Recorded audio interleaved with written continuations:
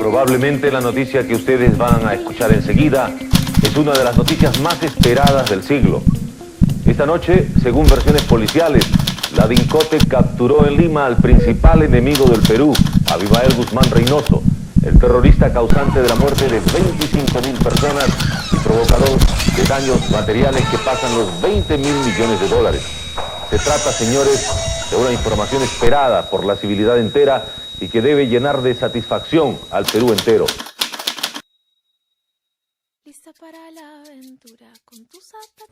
El terrorismo marcó la historia del Perú, pero para empezar a hablar de eso tenemos que saber qué es y de dónde viene. Esto es la forma violenta de lucha política, mediante la cual se forma un clima de terror e inseguridad que afecta a la población en general. En este contexto, hubo dos grupos que definieron la historia de la República. Hablo del Sendero Luminoso y el movimiento revolucionario Tupac Amaru. Estos dos grupos se caracterizaban por su violencia indiscriminada, ya que involucraban a civiles, a personas que menos concernía su conflicto. Actuaban sin ningún aviso, de manera que era difícil predecir en qué momento atacarían, y como los grupos influenciaban a las personas más abandonadas, que eran las que más abundaban en las zonas donde atacaban, fácilmente se podían esconder como ciudadanos. Agredían así a los más pobres y vulnerables, que no tenían forma alguna de defenderse, y la presencia del Estado era prácticamente nula. Y para esto ciertamente hay causas. La primera es la exclusión.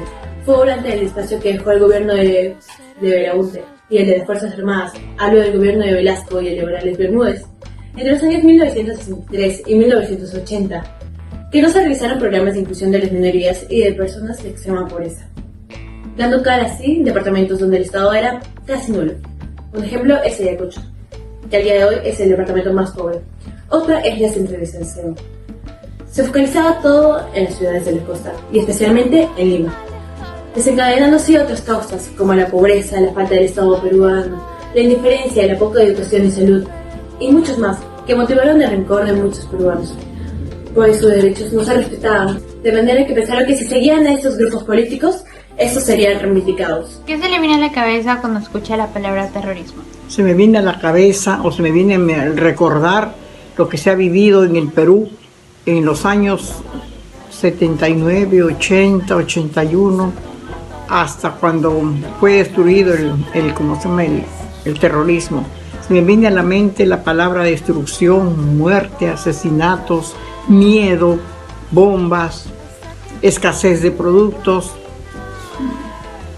Todo eso sucedió en esos años. Fue la época más nefasta que el Perú ha sufrido.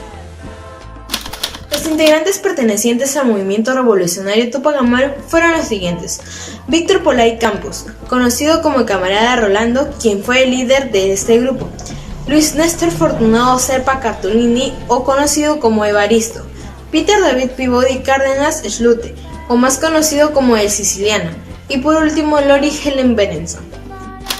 A inicios de 1980, Sendero Luminoso tuvo una serie de encuentros clandestinos en Ayacucho. Estos encuentros fueron conocidos como el segundo plenario del Comité Central.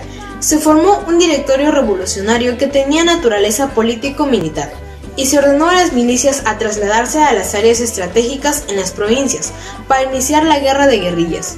El grupo también tuvo su primera escuela militar, donde los militantes fueron instruidos en tácticas militares y el uso de armas. También se llevó a cabo la crítica y autocrítica, una práctica leninista, cuya finalidad era evitar repetir errores y purgar malos hábitos en el trabajo. Durante la primera escuela militar, los miembros del Comité Central de Sendero Luminoso cayeron bajo una gran crítica, y Guzmán se libró de aquella crítica, y debido a ello emergió en la primera escuela militar como el líder visible e incuestionable de Sendero Luminoso. El Partido Comunista Peruano, conocido como Sendero Luminoso, es una organización terrorista de extrema izquierda de tendencia ideológica marxista, leninista, maoísta, la cual se resume en el llamado Pensamiento Gonzalo, originado en el Perú. Su lema es "Por el Sendero Luminoso de Mariátegui". Esta organización tenía como meta reemplazar las instituciones peruanas que consideraba burguesas por un régimen revolucionario campesino comunista, presumiblemente iniciándose a través del concepto maoísta de la nueva democracia. Sendero Luminoso fue fundado a finales de la década de 1960 por el entonces profesor de filosofía Abimael Guzmán Reynoso, cuyas enseñanzas crearon los fundamentos de la doctrina maoísta de sus militantes. fue una derivación del Partido Socialista Peruano fundado por José Carlos Mariátegui en el año 1928. Esta estableció una base en la Universidad Nacional de San Cristóbal de Huamanga, donde Guzmán enseñaba filosofía. La universidad había sido recientemente reabierta, luego de haber estado cerrada casi 50 años, y muchos de los nuevos estudiantes que ingresaron adoptaron la ideología radical de Sendero Luminoso. Entre los años 1973 y 1975, Sendero Luminoso obtuvo el control de los consejos estudiantiles de las universidades del centro en Huancayo y La Cantuta, y desarrolló una presencia significativa en la Universidad Nacional de Ingeniería y la Universidad Nacional Mayor de San Marcos, ambas en Lima. Algún tiempo después, Sendero Luminoso perdió varias elecciones estudiantiles en dichas universidades. Por tanto, Guzmán decidió abandonar las universidades para consolidar el partido. ¿Cuál fue el hecho relacionado a los ataques terroristas que más te impactó? Bueno, a mí lo que más me quedó fue o sea que de la noche a la mañana, o sea, comenzaban a asesinar a las personas, pues, ¿no? Ponían las bombas en los bancos, en cualquier parte. Uno ya no tenía tranquilidad. Bueno, eso es lo que más me acuerdo, pues, ¿no? A lo largo de todo el conflicto interno, Sendero Luminoso practicó el asesinato de personas indefensas como método de acción armada. Uno de sus atentados fue Luz de la Muerte. El 16 de julio de 1984, entre 30 y 40 miembros de Sendero Luminoso tomaron por asalto un bus, el cual tenía en él 100 personas, hasta llegar a la localidad de Soras. Durante todo ese trayecto lo que hicieron fue asesinar a campesinos, a personas indefensas. Otro de los tantos atentados de Sendero Luminoso en nuestro país fue el 16 de julio de 1992, el cual Sendero Luminoso colocó bombas dentro de un coche, el cual estalló en la cuadra 2 de la calle Taratas en el centro de Miraflores. Y para finalizar, otro de los tantos atentados de Sendero Luminoso que hizo en el Perú fue cuando colocó bombas dentro de la fábrica de Kansas, la cual estalló provocando el incendio de esta. ¿Viviste o conoces alguna experiencia relacionada a los ataques terroristas? Sí, en ese entonces estaba en Lima y por una calle de Miraflores mucha gente gritaba, en la cual había un coche bomba matado a un grupo de personas en la cual estaban mutiladas, entre ellos un niño totalmente destrozado. Era algo doloroso, se sentía mucho miedo, cada persona viviendo inseguro en nuestro país. De la residencia del embajador japonés en Lima y Operación Chavín de Guanta.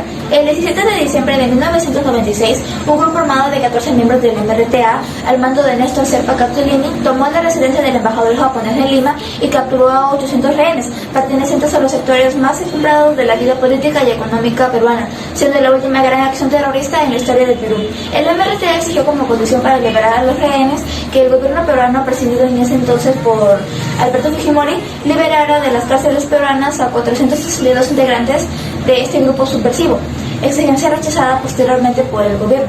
El mismo día de la toma, los insurgentes MRTistas liberaron a todas las mujeres y niños y aquellos hombres que no eran considerados como objetivo, quedando de un total de 72 rehenes a su poder en la embajada, y era considerado como un gesto humanitario de los MRTA.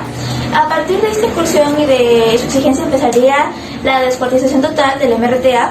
Este hecho tuvo como desenlace el asalto de la embajada por fuerzas especiales del Ejército del Perú, en un operativo llamado por el Ejército como Operación Chavín de Guanta, el 22 de abril de 1997, que duró 4 meses. Durante el operativo militar murieron los 14 terroristas, incluyendo a Serpa Capitolini, un rehén, doctor Carlos Giusti Acuña, y un vocal de la Corte Suprema.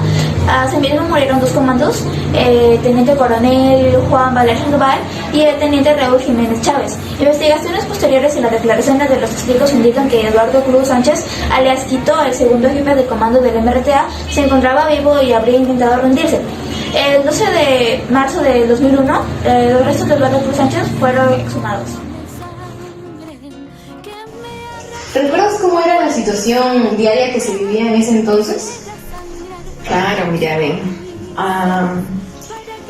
Acá en Pucallán, ¿no? La situación era bien precaria. Nosotros no teníamos luz, no contábamos con agua, la luz era de vez en cuando.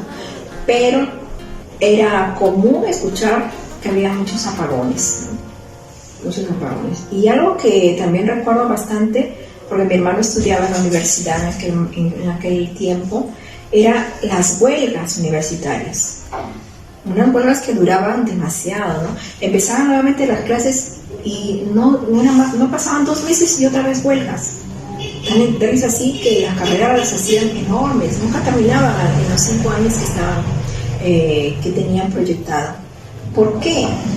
Porque decían que estos grupos, ¿no? Tanto de Sendero como de MRTA, habían cogido mucho las universidades, ¿no? Y utilizaban a los estudiantes para que sean los que llevaran a cabo todo este terror, estas formas de movilizaciones, de enfrentamientos, porque los líderes nunca se enfrentaban. Claro. Ellos simplemente daban sus pensamientos, sus ideales y movilizaban a la gente, ¿no? Y en la parte pública, pues, que son las universidades, estaban pues la gente que no tenía dinero y que acudía pues a las universidades nacionales para poder ser profesionales, que se alargaban enormemente, ¿no? Y lo otro que recuerdo es sobre todo en las noticias, los ataques, ¿no? Ayacucho era uno de los departamentos más atacados, ¿no? Los coches bombas, era un terror escuchar eso, ¿no? Y ya hacían desaparecer a la gente. O sea, no solamente ahora tú escuchas, pues no, hay una bomba y todo el mundo va hacia un lugar, pero este era un coche bomba. No sabías cuándo podía pasar en el momento, en ese lugar. Exacto, eso es lo que más recuerdo, ¿no?